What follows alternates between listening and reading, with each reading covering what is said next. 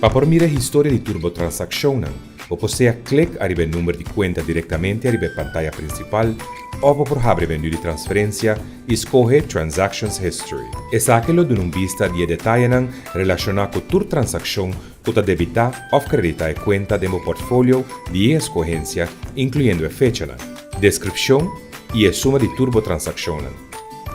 Para por busca de uma lista de transação e localizar uma transação específica, ou por abrir o menu de transferência e clic Search Transaction, ou clic Find and Download.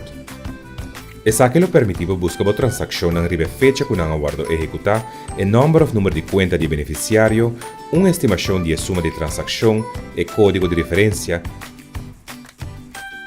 o tipo de transação e hasta a descrição de transação. Uma vez que você escolhe o critério de búsqueda, clic Search.